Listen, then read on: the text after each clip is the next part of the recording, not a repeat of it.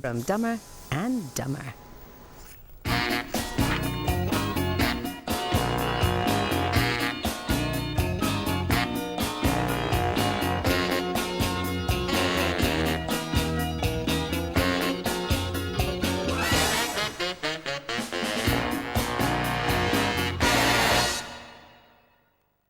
Hello, I'm Jasmine Lawson. And I'm Tommy Vance, and welcome to Dumber and Dumber. On tonight's show, we get hungry for lunacy and feast on the behaviour of the world's biggest idiots. Like Super Dave and his super boat, a bunch of felons who get the horn from a big bull, and the stunt any pilot can do. Science tells us what goes up must, of course, come down.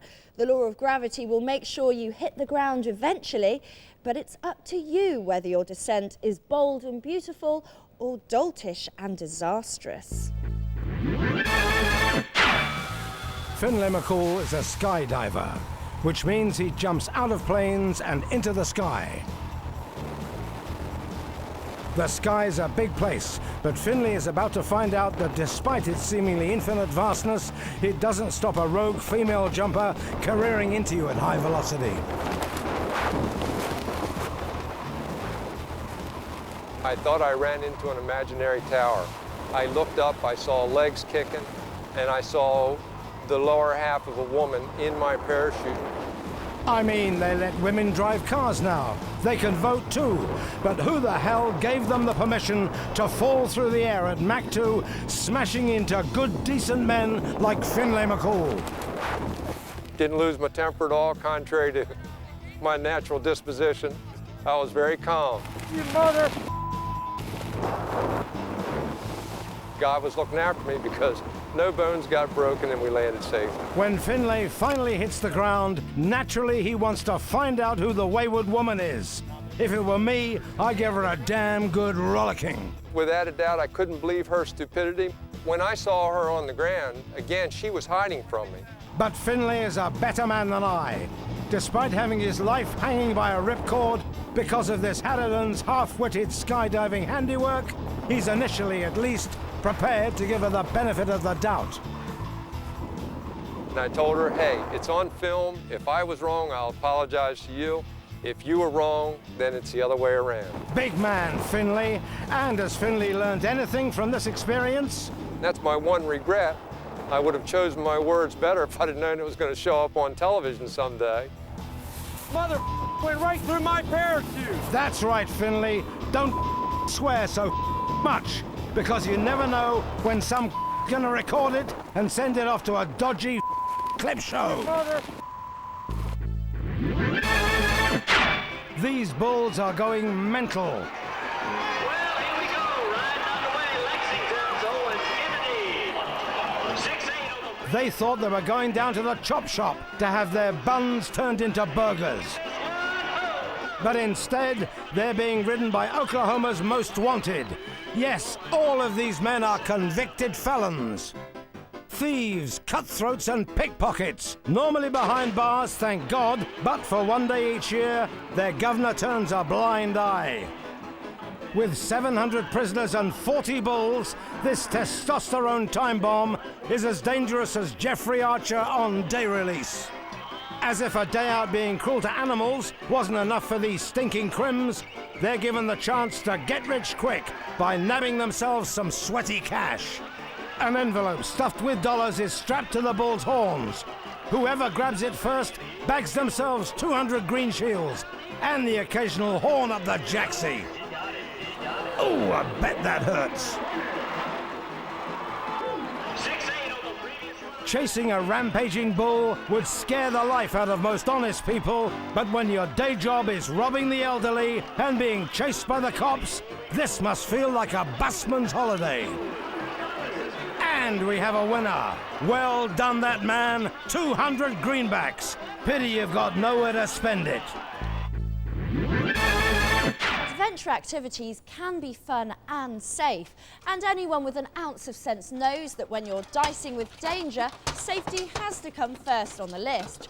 But the careless crackpots we're going to see tonight haven't even got a list. Right, where's the lift?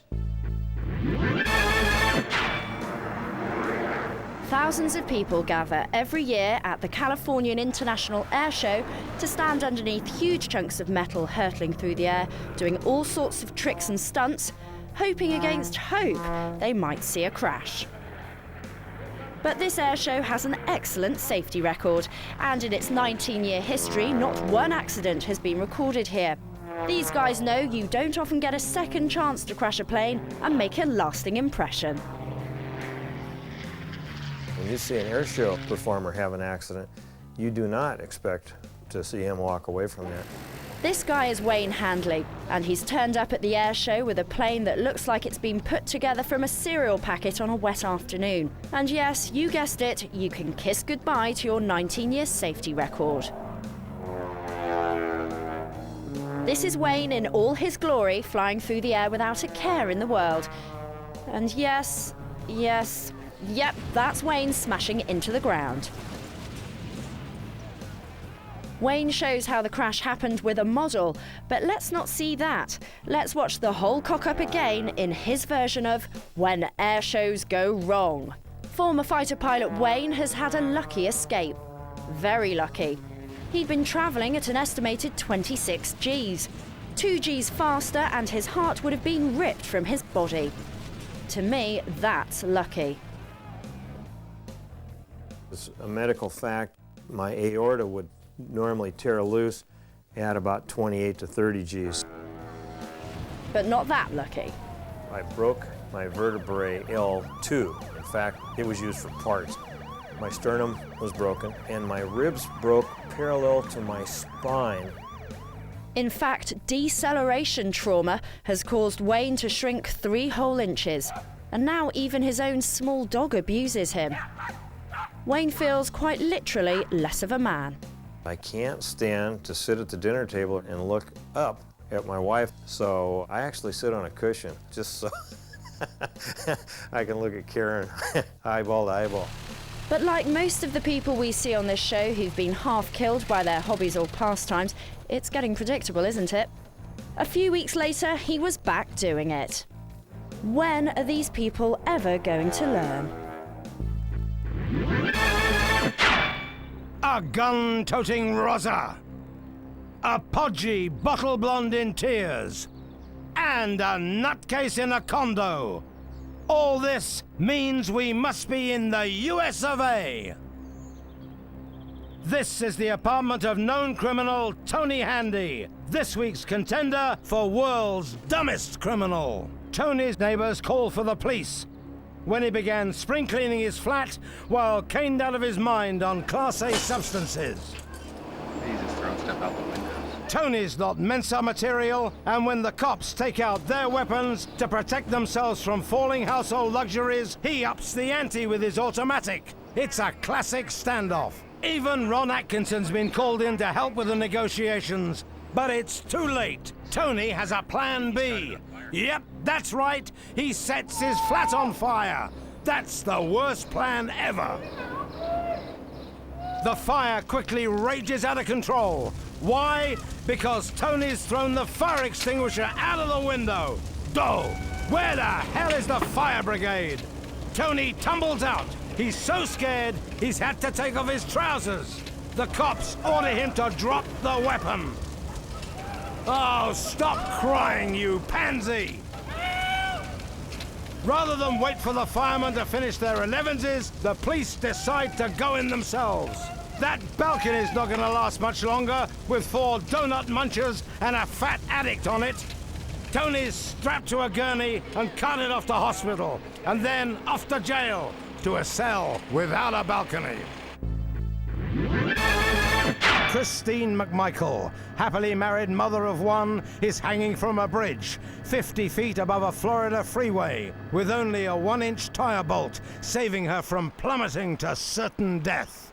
There is an Ford Explorer that just is hanging over the edge of the overpass over 46A. I mean, he's hanging by like a tire or something. Christine ain't no stunt driver. She just can't control her car. And to be frank, if you drive an automatic, this is what you get. But Christine has no doubts as to the pickle she's in. I remember looking down out the driver's side window, and I could see the road below, and I could see the cars going by, and at that point I thought, oh my gosh, I'm hanging from the bridge. I just wanted to call my husband, and I called him and said, honey, I'm dangling from an I-4 bridge. Can you come and get me? Yep, that's right. She's hanging by a 1-inch steel bolt in a heavy car, and she rings her husband, who, unless he's Superman, is a really bad call. I just remember holding on the steering wheel very tightly and just thinking, oh my God, I'm gonna fall. I kept thinking I just want to see my baby, I just want to see my husband. But thankfully, the rescue services arrive, and Christine is reunited with her family, and she's in no doubt as to where she would be if it wasn't for those brave men with unusually shaped helmets. If it wasn't for them, I would still be stuck there. Of course you would, Christine. Stick around for more dumb doings after the break. Meet Super Dave and his useless Hydra boat. Watch the world's most dangerous game of Twister. Oh my God. And say hello to a boy racer who's sponsored by the local mortician.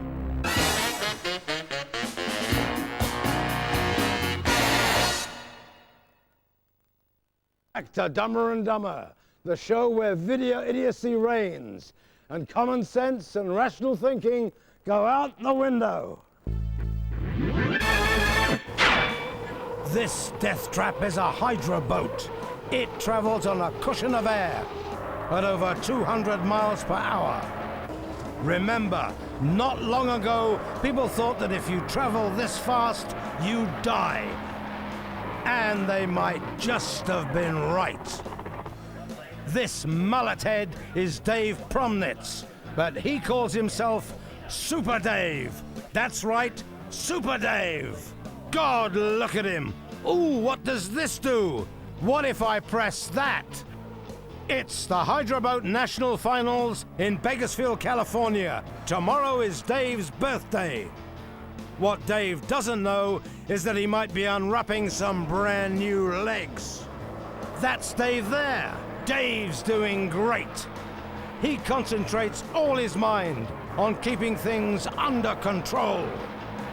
But Dave's tiny mind isn't nearly enough. It's a 220-mile-an-hour wipeout. Dave doesn't look quite so super now. A couple of rescue boats speed out to pick up the bits of Dave that float. As the rescuers come ashore, no one's sure whether the body they pull from the water is alive or dead. Amazingly, Dave's fine. The worst damage was done to his mullet. It's an absolute disgrace. Look at it. So what the heck happened there, Dave? I didn't really know what it did until I watched video of the pass, and you can see that it looks like it sheared the shaft right off of the back of the strut. Boring, boring Super Dave. He doesn't know what he's talking about. Let's watch him crash again. It seems the only reason Dave wasn't turned into fish food was the boat's space-age capsule, built to withstand even a head-on collision. That I would never get in another boat without a capsule. I don't care what it costs. You wouldn't be talking to me right now. You got to have them. Dave has since retired, leaving the lake safe again for wildfowl and pensioners. He's now racing top-fuel dragsters. Good luck, Super Dave. Gotta go! Take 4 hyped-up American man boys, put them in a car together, give them a mission, and what have you got? A screenplay for a rubbish Hollywood film? Well, yes, but when you add a tornado and the guys turn out to be meteorology students, you realise there's more to this than a simple road movie. I saw Twister, and I realized just how exciting storm chasing could be, and I thought that it fit my lifestyle perfectly. So that's why I came to Oklahoma to study meteorology and chase tornadoes. That's right, it's a really bad disaster road movie. Reed Timmer and his mates at the University of Oklahoma study tornadoes. These twisters can destroy entire cities, but our Indiana Jones wannabes have no fear. They've got a Jeep. The rush is amazing, just having Mother Nature go medieval on you and just feeling the power of being right there next to a tornado. Today is a special day for Reed and his friends. One of the most powerful tornadoes ever recorded is in town. I could tell it was going to be a big day right at that moment. But I didn't think, of course, it'd produce an F5. It was a half-mile wide tornado at that time, but we didn't know exactly where it was. That's right, it's half a mile wide with winds of over 300 miles per hour. Go get it, boys. We have a monster tornado! That's a house. Oh my God! Oh no! That house is going. But while the boys are high on the heavy winds, one of the local farmers just thinks they're playing round the twist. What are you guys doing? We're meteorology majors. This is what we do. I don't care what you are. You're crazy. What you are. We got ham radios. We radioed in. We track it so we can warn people. Yeah, I know that.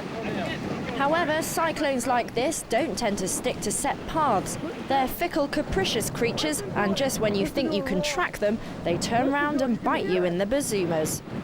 But our weather-beaten students clearly haven't got to that part of the course yet.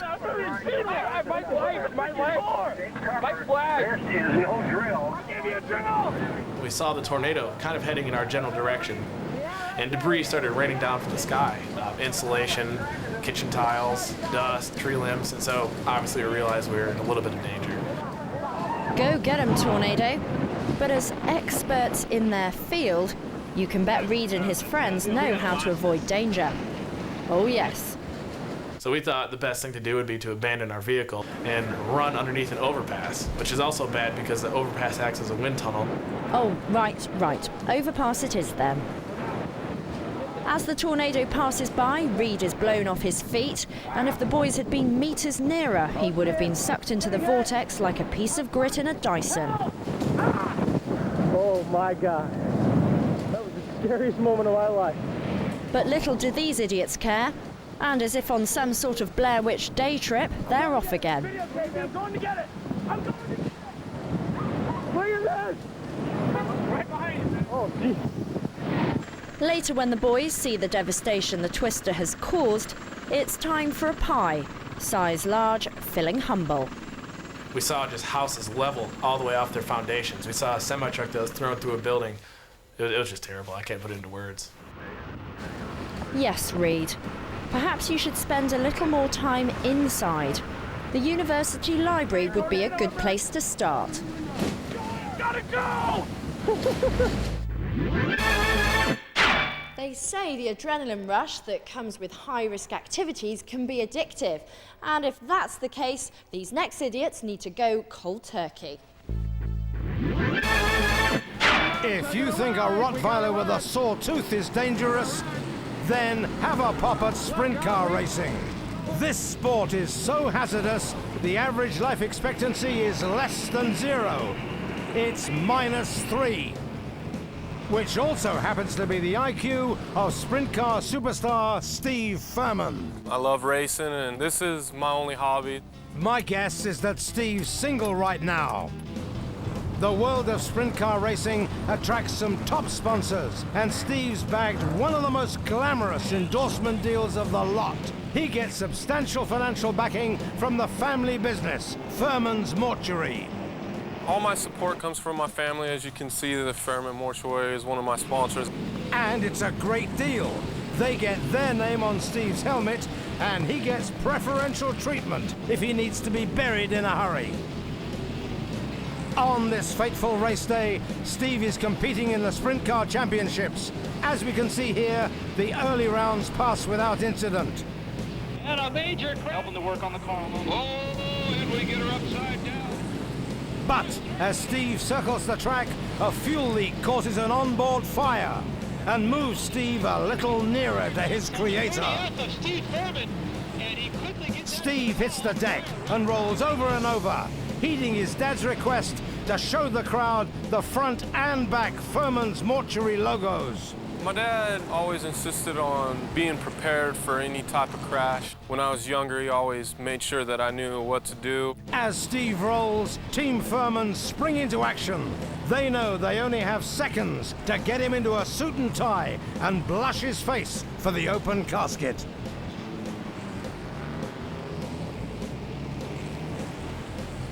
Steve's old man gets his publicity shot.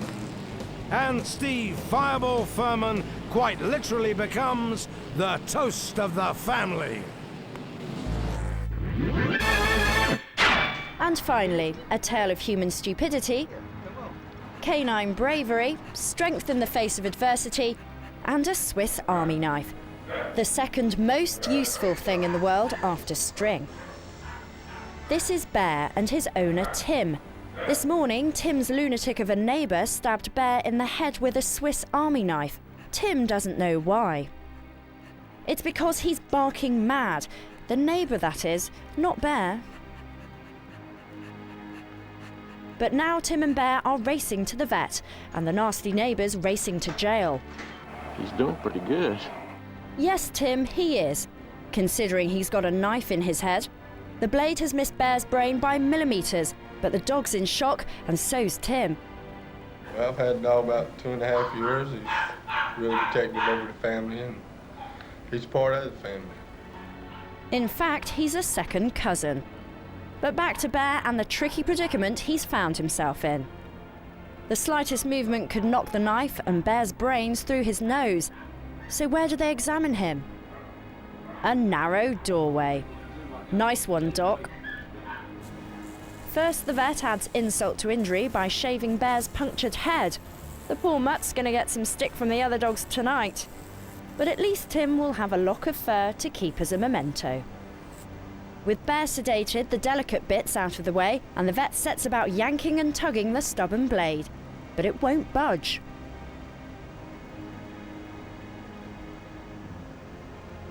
Unsurprisingly, Tim and his girlfriend can't bear to watch. Excuse the pun. At last, the knife is jiggled and wrenched free. Amazingly, the knife hasn't injured Bear's brain at all. Tim is over the moon and says something. Just a waiting period, and hopefully he comes out on top, you know, and he's all right. But it doesn't matter what he said. The important thing is that Bear was saved. He said he's going to be all right. He's no harm and nothing like that done. Just ready to go home now. Bear is reunited with his master, and they all live happily ever after. Apart from the neighbour who's doing 60 hours community service, but you'll be pleased to hear, not in the local park. So remember, whatever you do, make sure you look before you leave, or you could end up like one of the hazardous harebrains we've seen tonight. And if you think they were dim, wait till you see the bright sparks on next week's show. Good night. Good night. Oh. Hey, Jasmine! Jasmine, where you going? Come back! Oh, Dumber and Dumber is not actually back next week. Instead, we've an eye-opening documentary on the number of travellers who've almost lost their lives in danger abroad. That's at 8.